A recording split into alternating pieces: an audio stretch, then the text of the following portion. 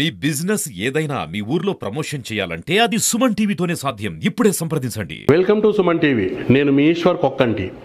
అన్నమయ్య జిల్లా పరిధిలో ఇప్పటికే మదనపల్లె, పీలేరు, తంబళ్లపల్లె, రాయచోటి, రాజంపేట నియోజకవర్గాలకు ప్రధాన రాజకీయ పార్టీలు తమ అభ్యర్థులను ప్రకటించిన విషయం విదితమే. ఇక ఇదే నియోజకవర్గంలో అతి కీలకమైన నియోజకవర్గం రైల్వే కోడూరు. ఇది ఎస్సీ రిజర్వ్డ్ నియోజకవర్గం. వైఎస్ఆర్ కాంగ్రెస్ పార్టీ ఇదివరకే రైల్వే కోడూరుకు తమ పార్టీ అభ్యర్థిగా కొరుముట్ల శ్రీనివాసులను ప్రకటించిన విషయం తెలిసిందే. ఇక తెలుగుదేశం, జనసేన, బీజేపీ పొత్తులో భాగంగా ఈ స్థానాన్ని జనసేన పార్టీకి కేటాయించాల్సిన పరిస్థితి ఏర్పడింది. కాగా మొదట రైల్వే కోడూరు నియోజకవర్గాన్ని కూడా తెలుగుదేశం పార్టీ తమకే కేటాయించాలని పట్టుబట్టిన విషయం తెలిసిందే. సుదీర్ఘ చర్చలు, తర్జన భర్జనల అనంతరం చిట్ట చివరికి రైల్వే కోడూరు స్థానాన్ని జనసేన పార్టీకి కేటాయించాల్సి వచ్చింది. ఇక జనసేన పార్టీ అభ్యర్థుల ఎంపికలో కూడా కొంత గందరగోళానికి గురయ్యారు. తొలుత ఈ స్థానాన్ని యనమల భాస్కర్ రావుకు జనసేన పార్టీ తమ పార్టీ అభ్యర్థిగా ప్రకటించారు. ప్రకటించిన వారం రోజులకే తిరిగి అతన్ని తప్పించి మరొక వ్యక్తి అరవ శ్రీధర్ని తమ పార్టీ అభ్యర్థిగా నిలబెట్టారు. ఇక రైల్వే కోడూరు నియోజకవర్గాన్ని ముఖ చిత్రాన్ని ఒకసారి పరిశీలిద్దాం. ఇక రైల్వే కోడూరుకు సంబంధించి మొత్తం 5 మండలాలు వస్తాయి. 1 పెనగలూరు, చిట్వేలు, పుల్లంపేట, ఓబులవారిపల్లి, రైల్వే కోడూరు. రైల్వే కోడూరు నియోజకవర్గ పరిధిలో ఈ 5 మండలాలు వస్తాయి. 2009లో కాంగ్రెస్ పార్టీ తరఫున కొరుముట్ల శ్రీనివాసులు, తెలుగుదేశం పార్టీ అజయ్ బాబు, పీఆర్పీ తరఫున సరస్వతులు ఎన్నికల బరిలో నిలిచారు. ఆ ఎన్నికల్లో కొరుముట్ల శ్రీనివాసులు విజయం సాధించారు. ఆ తర్వాత చోటు చేసుకున్న రాజకీయ పరిణామాల్లో భాగంగా కొరుముట్ల శ్రీనివాసులు కాంగ్రెస్ పార్టీకి రాజీనామా చేసి వైఎస్ఆర్ కాంగ్రెస్ పార్టీలో చేరిన సంగతి తెలిసిందే. 2012లో జరిగిన బైపోల్ ఎలక్షన్స్లో కొరుముట్ల శ్రీనివాసులు వైఎస్ఆర్సీపీ తరఫున ఎన్నికల బరిలో నిలబడగా కాంగ్రెస్ పార్టీ తరఫున కనుపర్తి ఎన్నికల బరిలో నిలిచారు. ఆ ఎన్నికల్లో సైతం కొరుముట్ల శ్రీనివాసులు విజయం సాధించారు. ఇక 2014లో జరిగిన ఎన్నికల్లో కూడా కొరుముట్ల శ్రీనివాసులు టీడీపీ అభ్యర్థి ఓబిలి సుబ్బరామయ్యపై విజయం సాధించారు. ఇక 2019లో జరిగిన ఎన్నికల్లో సైతం వైఎస్ఆర్సీపీ తరఫున కొరుముట్ల శ్రీనివాసులు ఎన్నికల బరిలో నిలవగా తెలుగుదేశం పార్టీ తరఫున నరసింహప్రసాద్, జనసేన పార్టీ తరఫున వెంకట సుబ్బయ్యలు ఎన్నికల బరిలో నిలిచారు. ఆ ఎన్నికల్లో సైతం కొరుముట్ల శ్రీనివాసులు విజయం సాధించారు.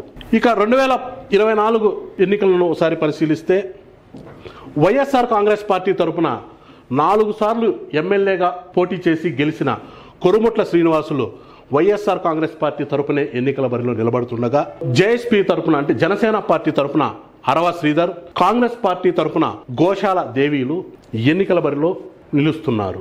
ఇక రైల్వే కోడూరు నియోజకవర్గానికి సంబంధించి ప్రధాన రాజకీయ పార్టీల నుంచి ఎన్నికల బరిలో నిలబడనున్న ఆశావహుల వివరాలను తొలుత తెలుసుకుందాం. రైల్వే కోడూరు నియోజకవర్గానికి సంబంధించి జనసేన పార్టీ నుంచి వై భాస్కర్ రావు, అరవ శ్రీధర్లు పోటీ పడ్డారు. అలాగే వైసీపీ నుంచి కొరుముట్ల శ్రీనివాసులు, ప్రజెంట్ ఎమ్మెల్యే కొరుముట్ల శ్రీనివాసులు పోటీ పడ్డారు. ఇక వైసీపీ పార్టీలో కొరుముట్ల శ్రీనివాసులకు పోటీ పడ్డవారు ఎవరూ లేకపోవటం గమనార్హం. ఇక తెలుగుదేశం పార్టీ నుంచి పంతగాని నరసింహప్రసాద్, నగరపాటి రేవతి, అనితా దీప్తిలు పార్టీ టికెట్ కోసం తీవ్రంగా ప్రయత్నించారు. కాంగ్రెస్ పార్టీ నుంచి గోశాల దేవి పోటీ పడ్డారు. రైల్వే కోడూరు నియోజకవర్గానికి సంబంధించి వైఎస్ఆర్ కాంగ్రెస్ పార్టీ కొరుముట్ల శ్రీనివాసులు అభ్యర్థిత్వాన్ని ఖరారు చేసిన సంగతి తెలిసిందే. ఇక పొత్తులో భాగంగా రైల్వే కోడూరు అసెంబ్లీ స్థానాన్ని జనసేన పార్టీకి కేటాయించారు. జనసేన పార్టీ తొలుత వై భాస్కర్ రావు అభ్యర్థిత్వాన్ని ఖరారు చేసింది. భాస్కర్ రావు అభ్యర్థిత్వంపై నియోజకవర్గం నుంచి తీవ్ర వ్యతిరేకత రావడంతో వారం రోజుల వ్యవధిలోనే జనసేన పార్టీ అరవ శ్రీధర్ను తమ పార్టీ అభ్యర్థిగా ప్రకటించారు. ప్రస్తుతం 2024లో జరగనున్న ఈ ఎన్నికల్లో వైసీపీ తరపున నుంచి కొరుముట్ల శ్రీనివాసులు, జనసేన పార్టీ నుంచి అరవ శ్రీధర్లు పార్టీ అభ్యర్థులుగా ఎన్నికల బరిలో తలబడుతున్నారు.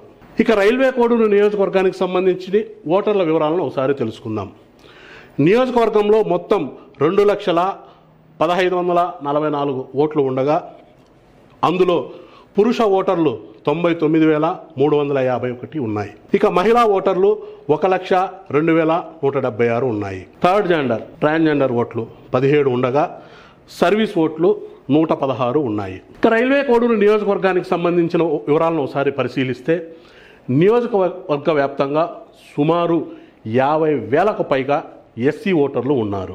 ప్రధాన పార్టీ అభ్యర్థుల బలహీనతను ఓసారి పరిశీలిస్తే కొరుముట్ల శ్రీనివాసులు 2009 నుంచి 2019 వరకు ఎమ్మెల్యేగా ఎన్నికవుతూ వచ్చారు.